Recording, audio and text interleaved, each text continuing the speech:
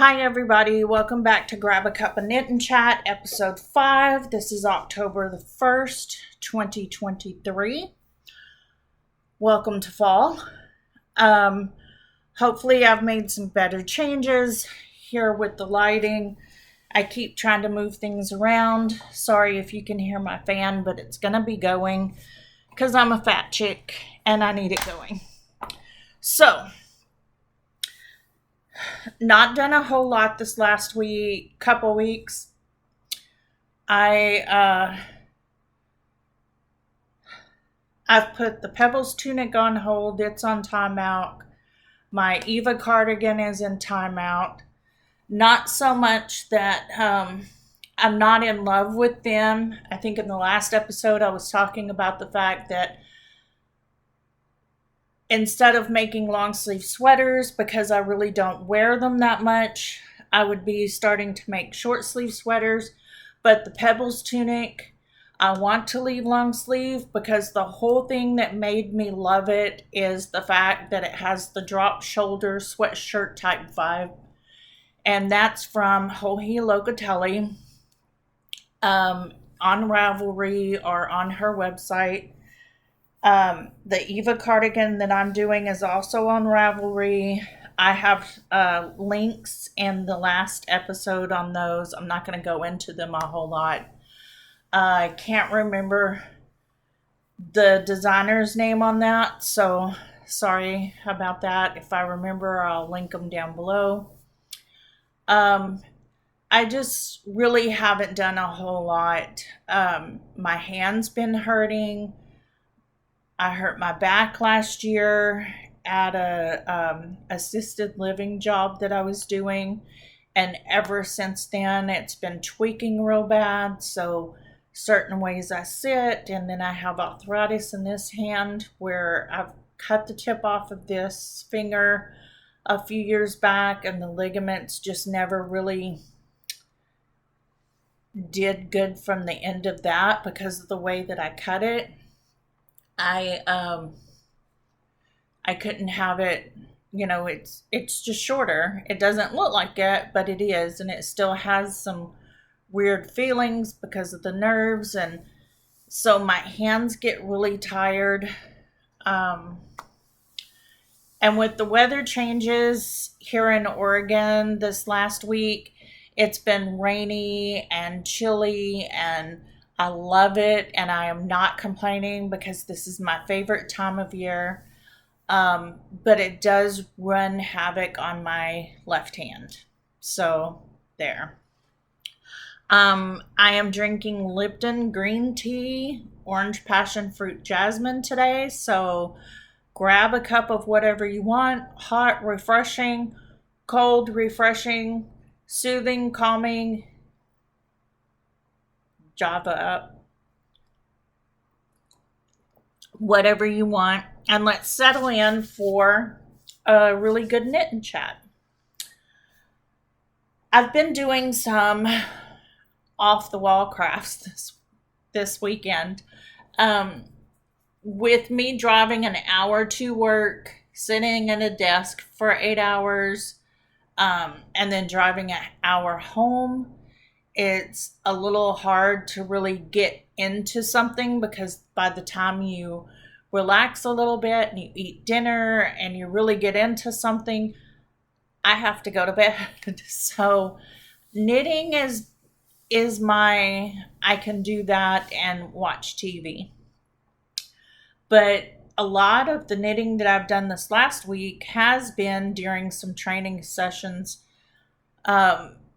We do statewide training, and if I don't have something to do with my hands while I'm trying to focus on that, and it's a simple stitch, my mind starts wandering all throughout, and I can't focus on what the trainers are trying to present.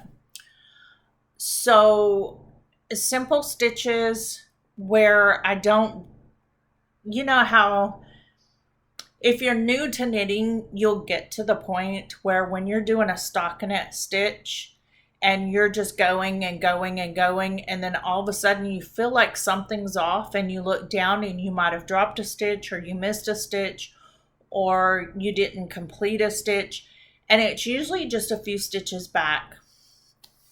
That's the kind of what I call mindless knitting, where I can focus on what's going on. And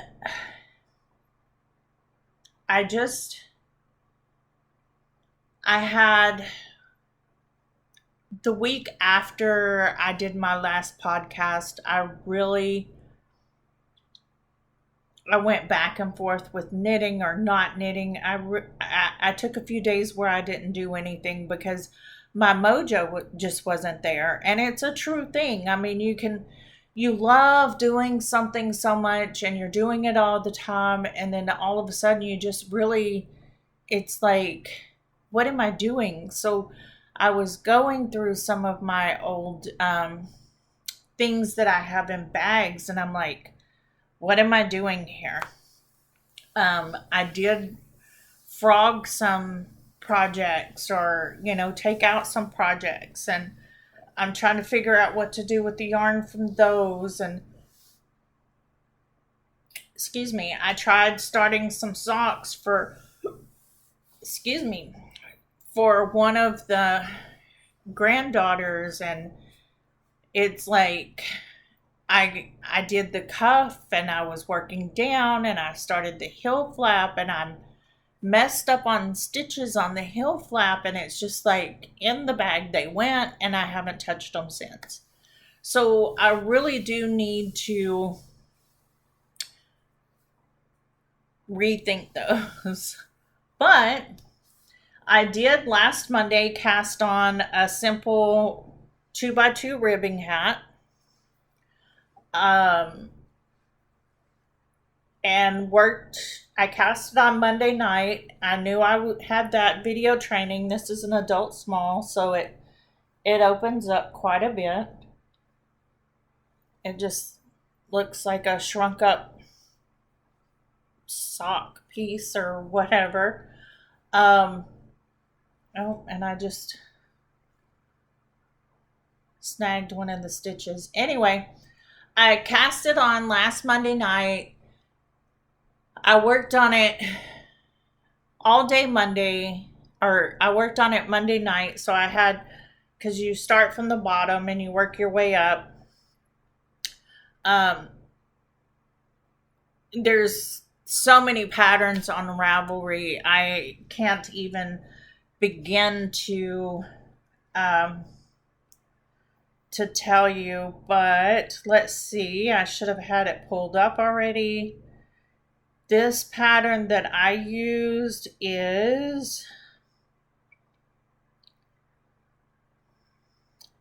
Standing Rock Cat from Lavania Patricilia. Oh, there we go. That's it there. Maybe you can see it. Anyway, that's on Ravelry. It's just a 2x2 ribbing all the way up, and it has a pom-pom, and I just haven't done the pom-pom yet because I worked on it Monday night, and then I worked on it all day Tuesday. And I was using my Lion brand bamboo needles.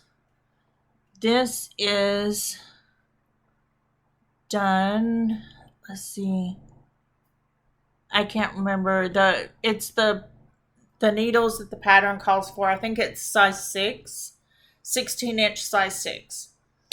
And those have the cable that's just clear plastic tubing. Well, Tuesday, when I got home from work, I picked it up to work on it some more because I was actually pretty far into the hat. And I get to looking at it and I'm like, what? My hands were orange. The clear, perfectly see-through plastic tubing on my Lion brand bamboo needles were a orangey yellow. So this yarn bleeds really bad. The yarn is Cozy Wool Merino, and this is Loops and Threads, I think. Yes, Loops and Threads. And I think that's the Michaels brand. Lovely colors. This is Sunset Multi is the color, and I've got about 4 skeins of this because I was thinking I would make a shawl or something. It's DK weight. I got it on sale. But oh my gosh. So they're all going to be hats, and I just need to make the pom-pom. And while I was out doing errands yesterday, I bought color catchers. So I'm going to do them all at the same time. I haven't washed this yet because I want to make the pom-pom, and I want to use all of these in a hat, just like this, I'm thinking. And, because it didn't use up a whole skein to make this hat, but it used up quite a bit of skein, and I can make a really fluffy pom-pom with what's left. So I'm thinking I had a skein with a pom-pom, and I'm going to soak it with, I don't know if I should soak it in some vinegar water and see if I can catch that, back in there, or just the color catcher. I'm not sure yet. I may do some warm vinegar water first and then wash it and put the color catcher in second. But yeah, I couldn't believe it. I was looking at my hands and I was like, what? So I finished the hat up Tuesday night because I didn't want to take it back to work with me. I didn't want to get that all over me while I was at work. I was like, if it's staining my needle, my cable needles, and it's staining my hands, I just didn't want that. So I cast on a sockhead slouch, which I think I've talked about before. It's also on Ravelry. Let's see. I can type in.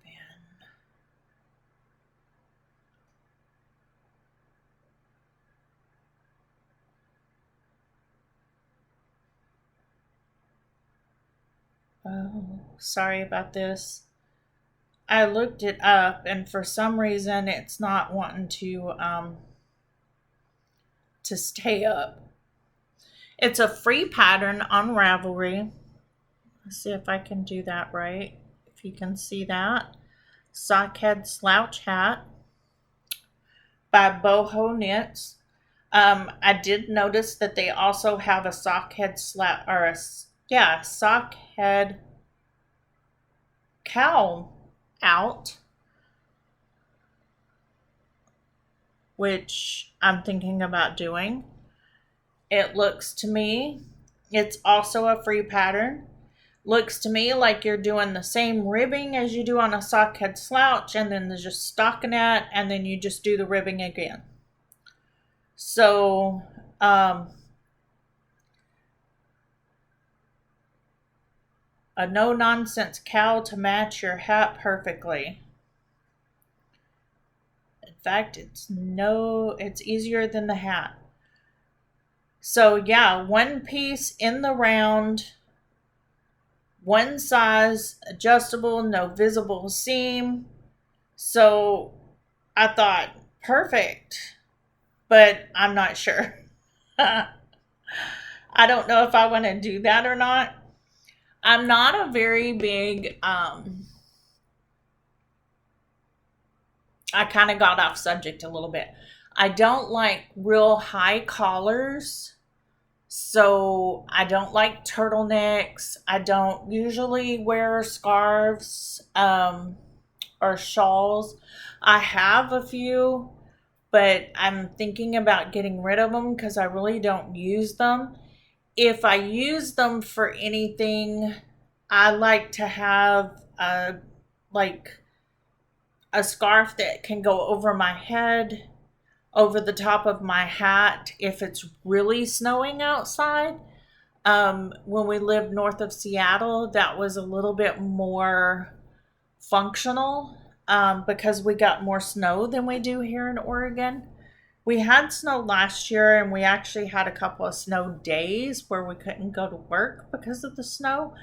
But it's not as much as it is in Seattle. Anyway, so here's my sock head slouch. Let me take my hairband off my wrist. This is Perfect Sock by, oh, I did not bring the yarn in here. Or what was left of the yarn. Decreases. I just have this one end here to sew in. And this is the children's size of the sockhead slouch. So it's got the long rib. I mean, you can fold the rib up. You can leave the rib down. It's however you want to wear it. I have some little leather tags that I can sew on, and I was thinking about sewing it on, so I left this so I could sew one on here, but I'm not sure. This is for one of the grandchildren. I have several more to make, honestly. So I picked this up.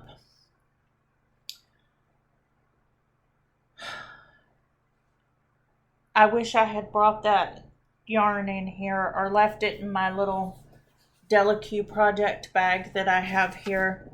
I did have it in here. But anyway, I bought a bunch of, this is an acrylic polyester sock yarn. It's called Perfect Sock. I can't remember who makes it. But anyway, I bought it because the grandkids, I don't like to make them things that our children have to hand wash and lay out to dry, and our grandkids are from 22 down to 4. So the older girls, the 2 older girls, I could do that with and just leave washing instructions because they're 16 and 22. But I think she's 22. 21, 22, I think she's 22. Anyway, the other one just turned 16. They're old enough that they can take care of their own clothes, so I don't mind doing that with them. But the others, it's too much to hand wash stuff. So there. And the one pair of socks that I was making for one of the granddaughters, I realized was, once I messed up on the heel flap, I had the cuff and down to the heel and was doing the heel flap, and I messed up the stitching, and then I realized it's not going to work anyway because these have to be hand washed. It's hand wash wool. Even though I want to do that for the children, I want them to have that luxurious feeling merino and, nylon mix wool socks that it's not fair to their parents, really. Because most of them have a lot to do. So I cast this on Tuesday night and finished it Tuesday and Wednesday. So it took a couple of days to finish it, but I had all of the ribbing done. It's like 3 inches of ribbing.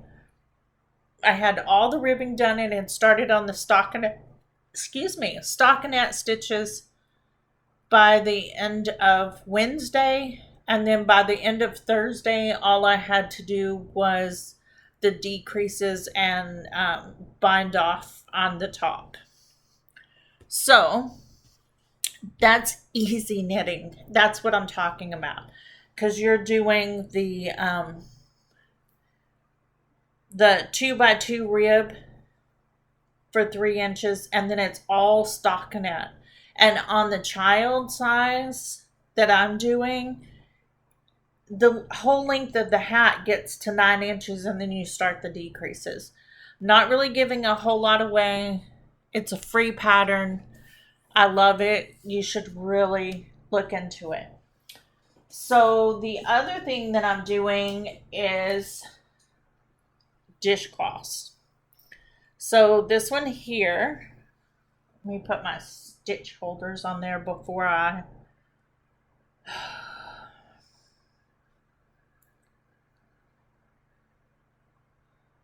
drop stitches off.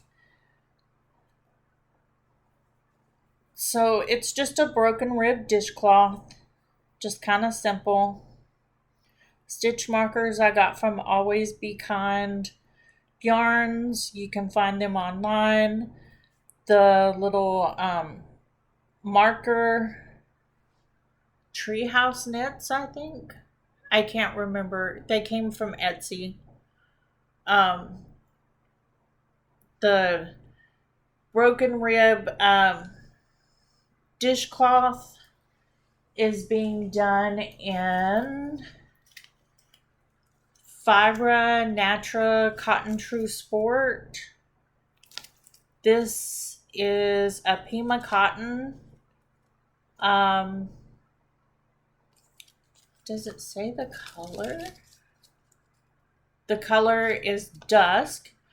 My local yarn shop in Lebanon, Oregon actually had this on clearance for like, I think it was $3.50. It was such a good deal because I think she said that they stopped making it. But I got carrot cake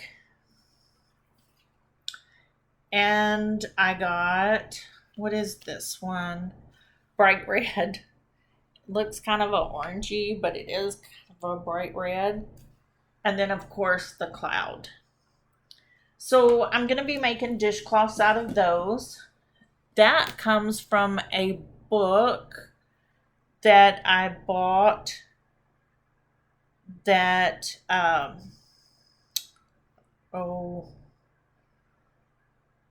that Leanne had and told me about. It's called Easy Knit Dishcloths. Come on. Oh, let me see if I can. Now I'm already off of there, so let's see.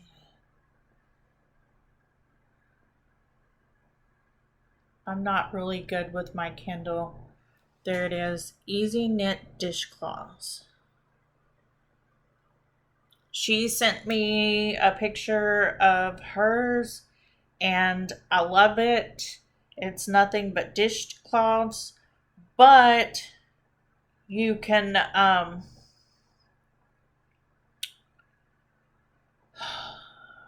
each, like I'm doing the broken rib here. You can't see that. I'm doing the broken rib. It has pattern for a larger cloth. You just, it tells you how to make a larger cloth. So the simple cloth has the pattern for,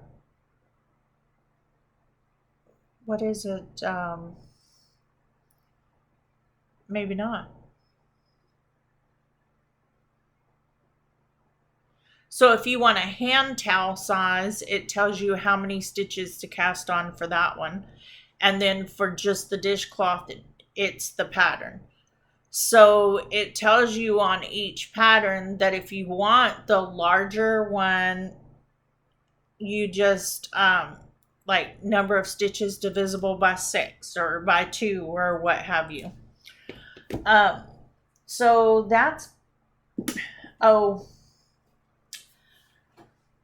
gotta love this.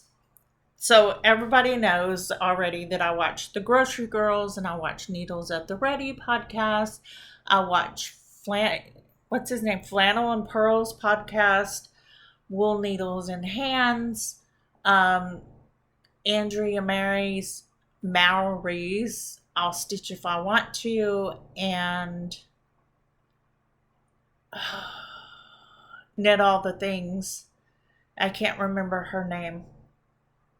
I think she's in Oregon. Also, Denim and Rain. Those are my favorite knitting podcast. I'll try to link each and every one of them below. Love them.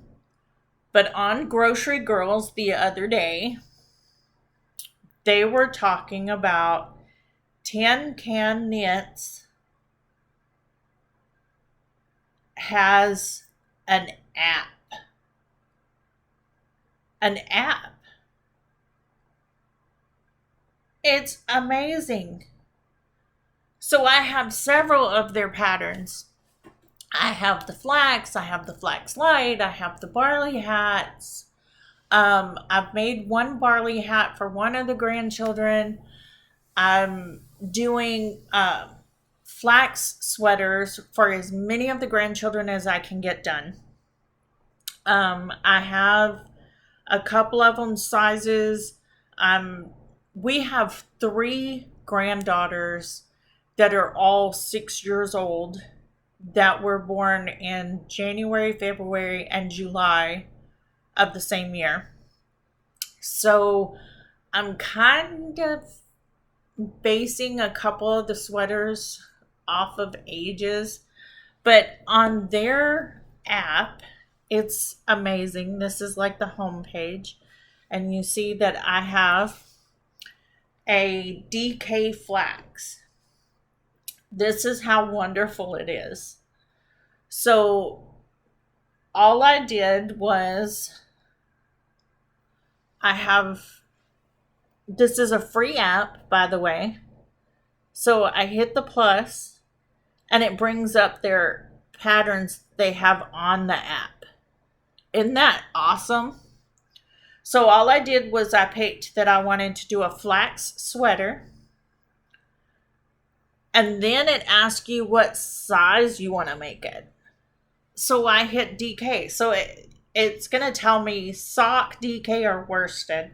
So I hit DK because I don't want it to be too hot and I don't want it to be too light. And then it asked me for a child or adult size. So I'm doing a child size. And then it has all of those size inclusive patterns. I love Tin Can Knits. So I went to 4 to 6 years old. And actually I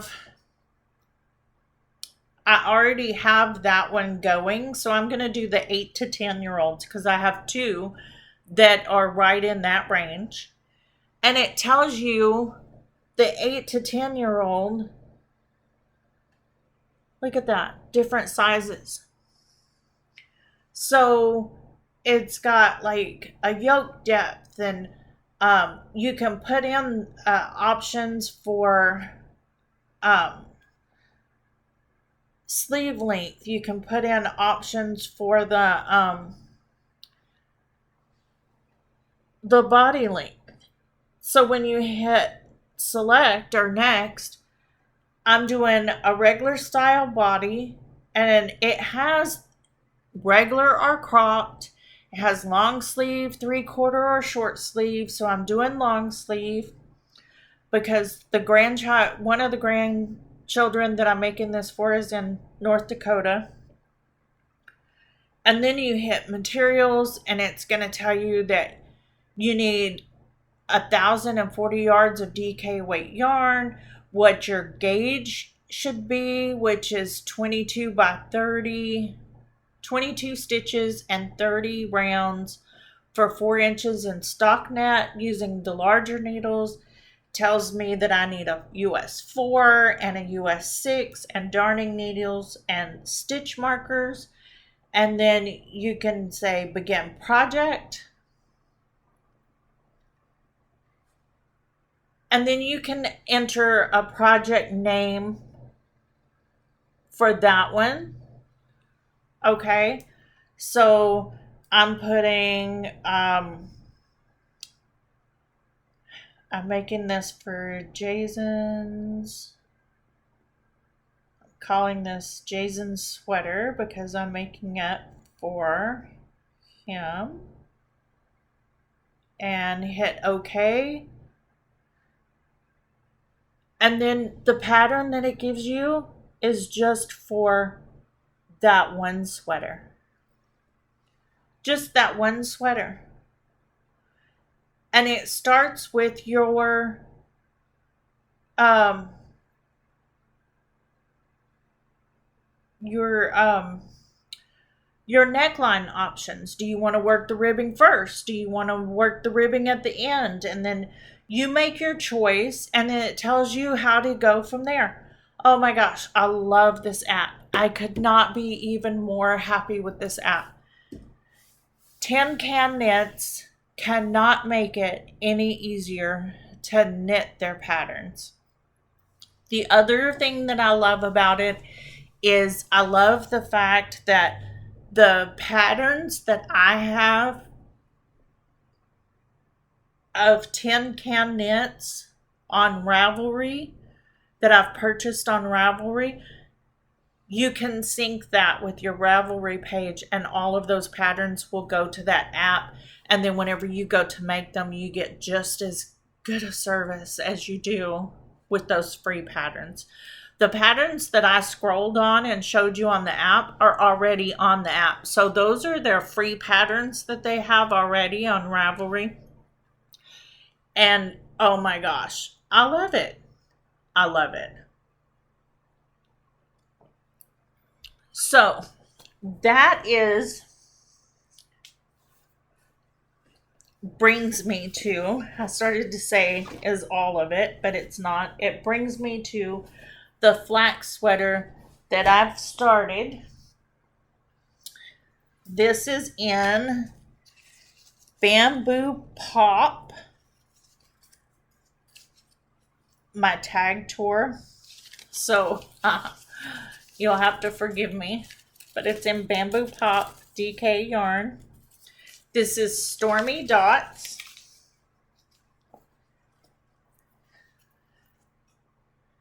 I don't know if you can see that very good. It's got navy blue, light blue, pinkish red dots all on.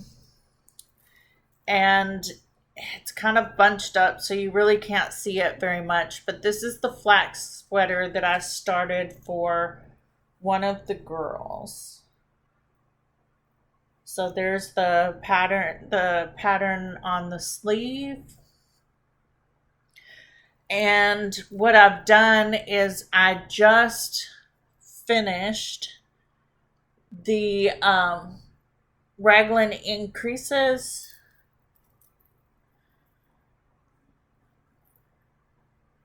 Let's do this other side so maybe you can see that just a little bit better. This yarn's going to be kind of hard to see it in, especially with it bunched up on these needles. But there you go. So there's the raglan increases on both sides. And then that's the garter stitch pattern that is for the sleeve. So it goes from the ribbing of the neck, and then it'll go all the way down the sleeve. So this is in a child's 4 to 6. So it's relatively small. It's working up pretty quick. I have a couple of more balls of this. This is a cotton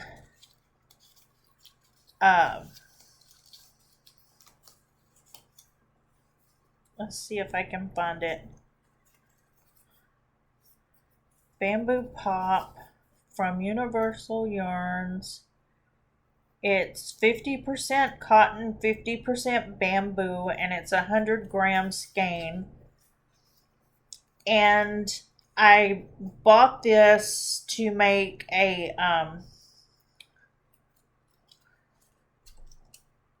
kind of put it back together a little better so you can see and it's in Stormy Dots.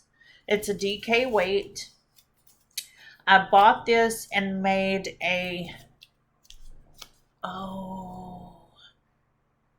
I made a tank top for the 16-year-old granddaughter. It's more of a string top, has more of a string on the top. But I thought bamboo cotton, that'll be easy. It'll be easy to wear in the spring and fall. It'll be easy to wear in the winter. It'll be easy to wash. So I'm using it for that. Sorry, I dropped my bag and now I can't reach it. So, something easier for the parents to take care of. That was a brand new ball, and I've already gotten down to past the raglan increases to where I'm just getting to the yoke depth now. So I have, it's like a 6-inch yoke depth. So I only have like 2 or 3 more rounds, maybe 4 more rounds to get to that 6 inches from the cast on. So I'm almost ready to split for the sleeves, I think. And depending, I may have enough yarn because I have a couple of more balls. I'm going to see if I'm going to have enough to get 2 out of it. If I don't, I can still start one of the other ones because it's going to be basically the same size, and just have to get another ball depending on how much I use. I don't know what I'm going to do there. But I like that cotton bamboo.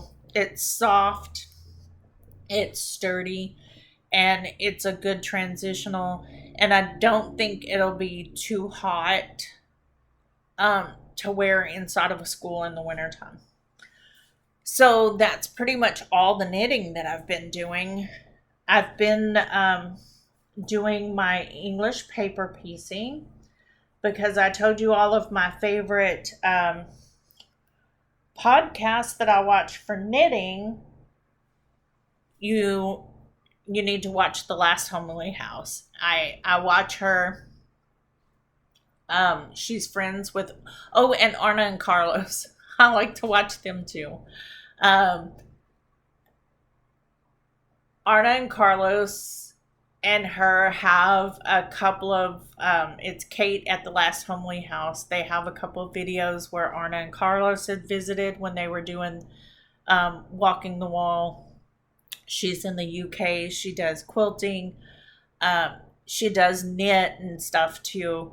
She's amazing. I love her. She's awesome.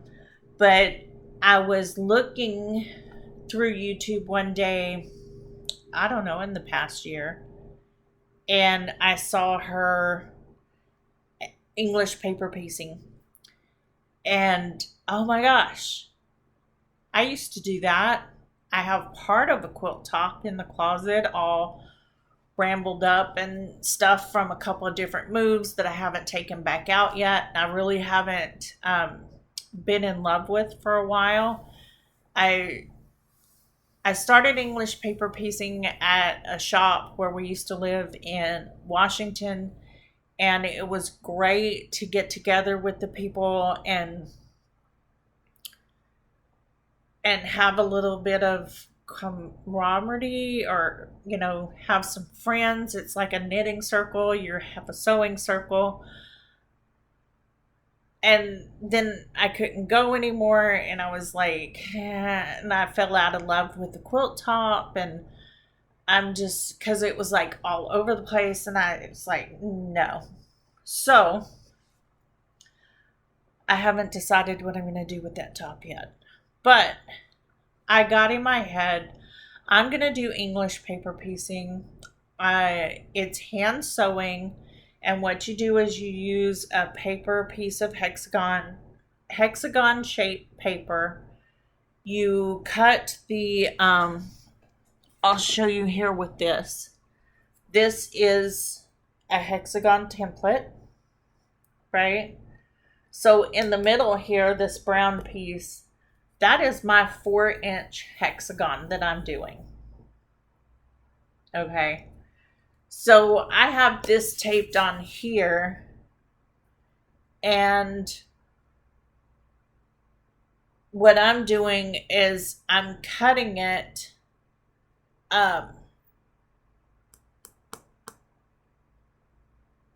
bigger so that I have that seam allowance. So I have my hexie quilt ruler, so it goes really small and it goes really all the way up to a 5-inch. So I just have it on this line right here, which is the 4.5-inch line, I think. Something like that. Anyway, I'm using it to cut my pieces because you want them to have at least 1/4 to a 1/2 inch around. And I've been cheating. I really don't leave it right there. I just have it there for placement purposes and to keep it with that. But I can actually set it right on this line is where I had it. I was confused for a second because I was like, that's not where I had it. But I keep it on this line right here, which is the 4.5-inch line.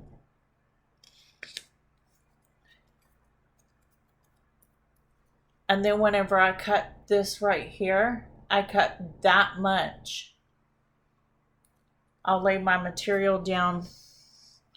Say this is my material. I can lay my material down, and then I can make sure that I cut that seam allowance. But it's not as hard as I'm explaining it. Anyway, I cut the pieces out, and you can either hand baste them or you can glue baste them. All of that is in the videos. Kate likes to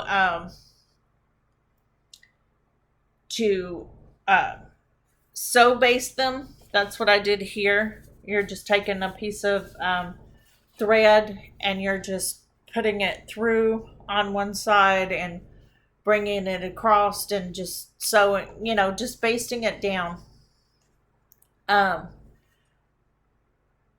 Some of them I've glue basted, and then you put them all together and you sew them together. So on the back side, you lay them together like this. This one's messed up a little bit, but I had just enough to seam. That's why it looks funky. Because it's all sucked up in the corner, seamed together. But you just hand sew them or hand baste them together.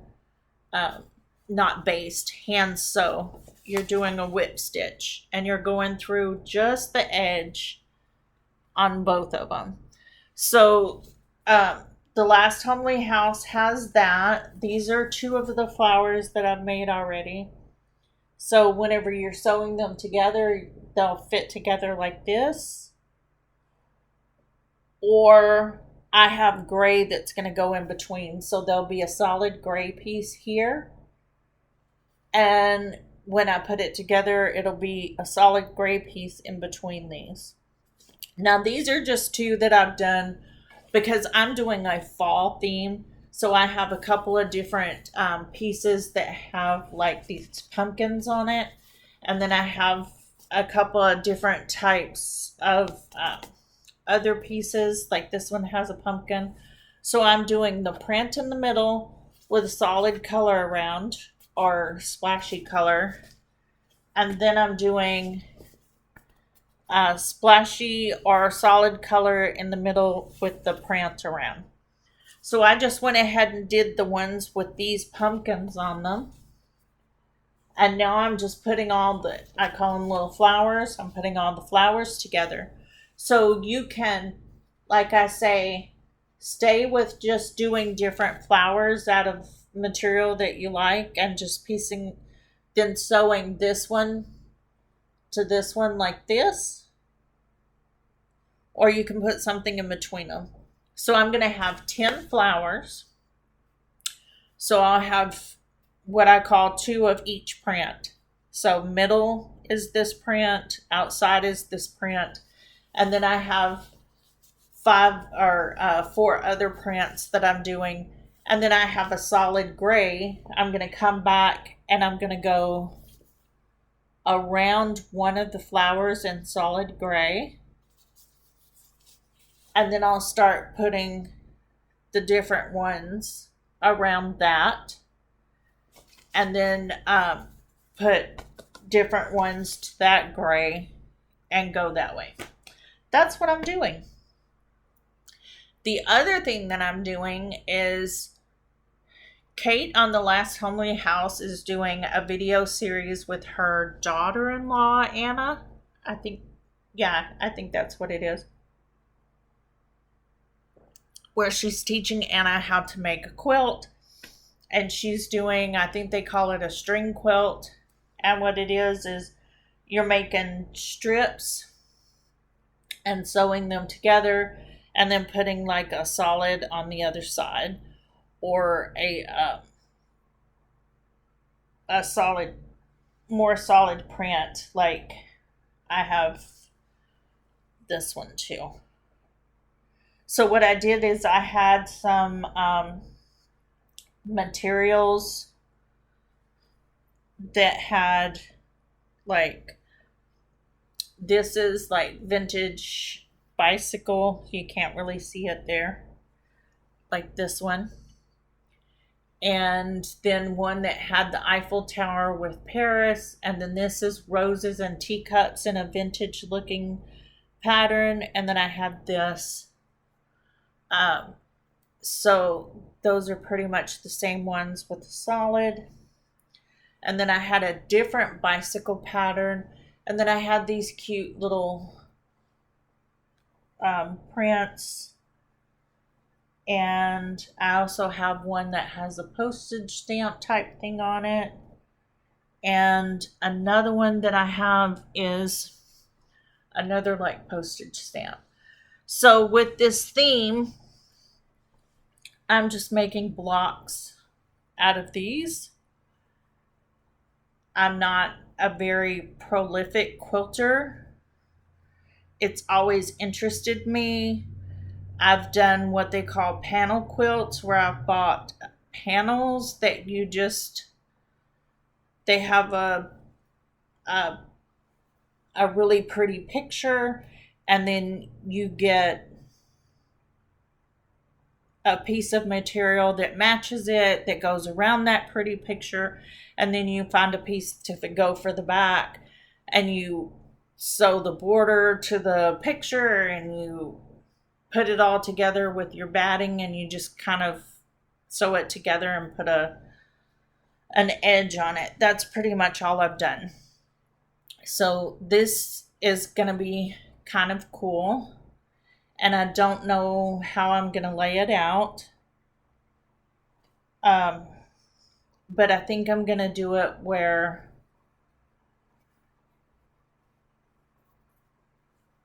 all of my fans blowing them around.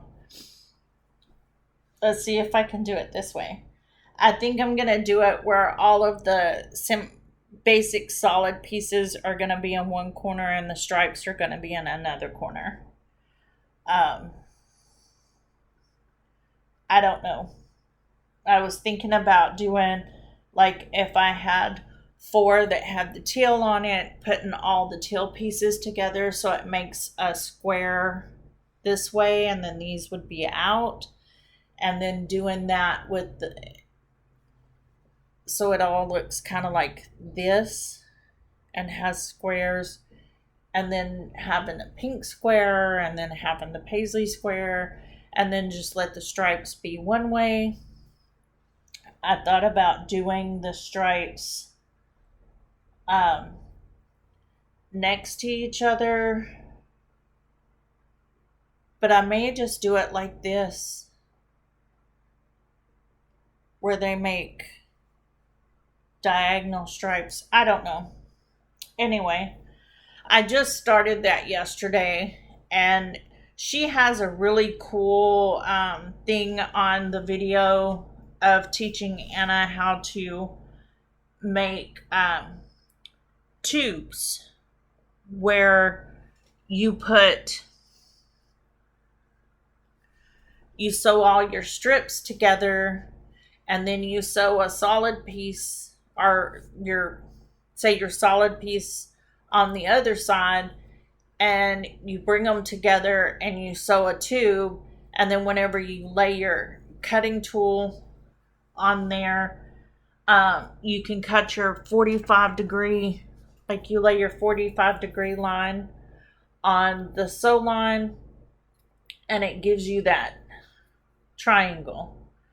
And then whenever you do the next sew line, you lay the 45-degree at the top, and it gives you another triangle, and it's supposed to just, when you unfold it, it just opens up and you've got your square. Well, mine kept messing up because I'm such a dense. And so instead of having the 7.5-inch squares that I was going for, I'm winding up with a 6-inch square, which is fun. I mean, it's no big deal. We'll see. It may be a baby blanket. I'm not too worried about it. Like I said, I'm just getting back into it. And I have a template that I can make. I call it a kite. It's got like a small triangle and then a really long triangle on it. I like that. I don't know. I've got to look up some different things, but it's something different where I'm not just knitting all the time. I do really need to get back into my journal making. I haven't done that since, I don't know, before the summer, maybe around Christmas. I haven't done a whole lot of it. So, I don't know. As far as reading and watching type things go, I do the audiobooks, and I just finished book 3 of the Court of Roses series by Sarah J. Maas.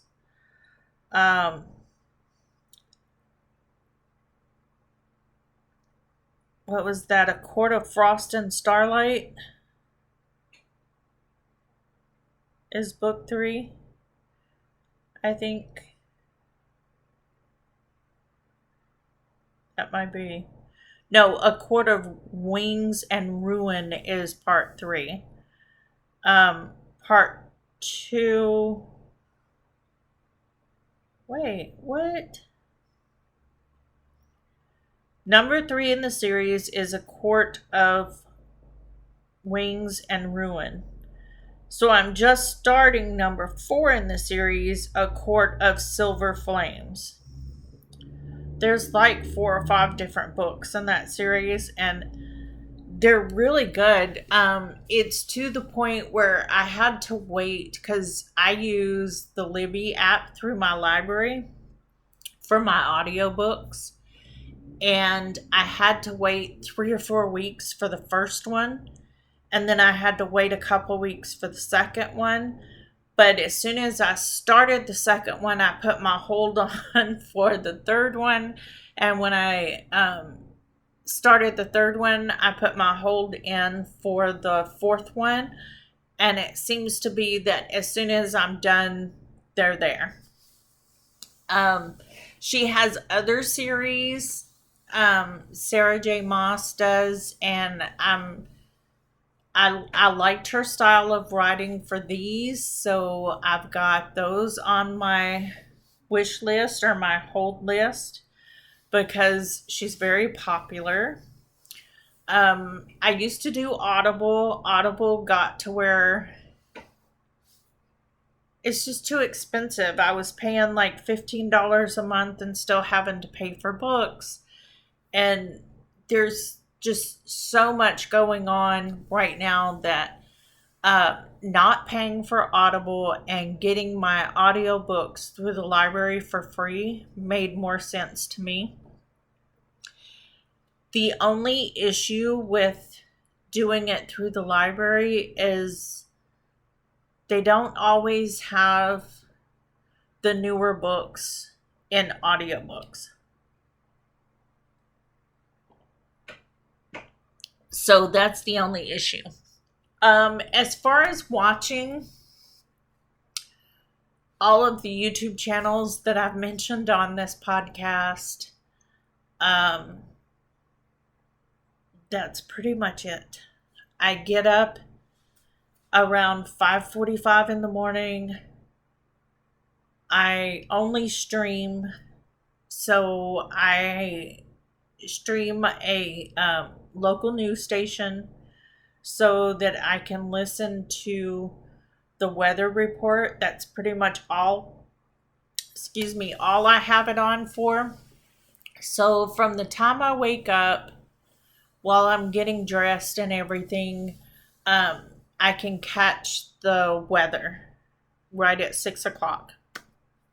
And then I go downstairs and I make my coffee and my lunch and I'm driving to work.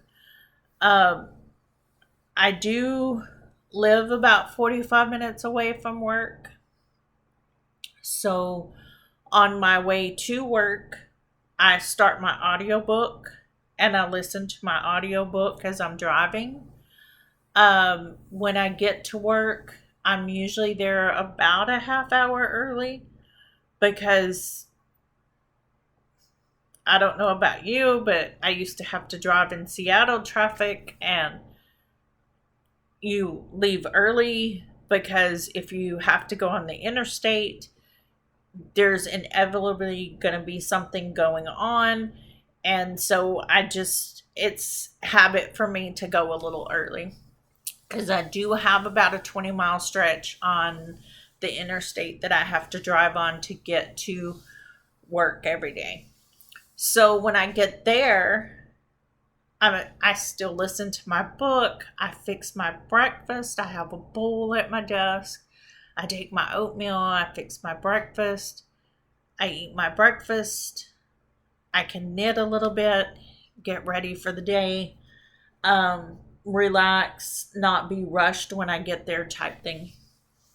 And then the same thing whenever I take my walks, I listen to my audiobooks through my earbuds when I take my walks and when I'm driving home so that, I have my stuff. I go through an audiobook pretty quick. But with these A Court of Thorns and Roses book series, I found myself like Friday afternoon whenever I drove home, I was like, I can't wait until Monday to listen to the rest of that. So while I was crafting yesterday and working on the quilting and stuff, I was listening to the audiobook. But as far as watching things, I really haven't watched a whole lot. I watched season 12 of To Call the Midwife on Netflix. That was a really short season. Season 7 of Outlander was kind of short too. Are they just getting shorter or am I just binging them more? As far as series, since the pandemic, a lot of the series type shows that I've watched have pretty much gone away. I like to watch things like The Last Alaskans and Life Below Zero type stuff. I think Life Below Zero, A New Generation is going and stuff like that, but I don't know. I'm not very much into watching regular TV. Let's see. I did watch Sabrina with Harrison Ford and Julia Ormond a couple of times this last week. That's my favorite movie of all times. And now that it's October, um, the Halloween shows. Um, I don't know about you, but I didn't care for Hocus Pocus Part 2, but I love Hocus Pocus Part 1. There's just a few that I like, not a whole lot. I'm not like all all out with it, but anyway. So yeah, um that's pretty much it for me. So now that I'm starting my quilting stuff again, I may do a video in the middle of my knit and chat episodes where I'm gonna do a grab a cuppa crafty corner, and then I can do videos of me doing things like my hexagon quilt or my quilt blocks or something like that, because I'm pretty sure me trying to cut those quilt blocks would have been really funny for you to watch yesterday. um I don't know, we'll see. So until then, I will see you in a couple weeks. Enjoy your making and have a good one.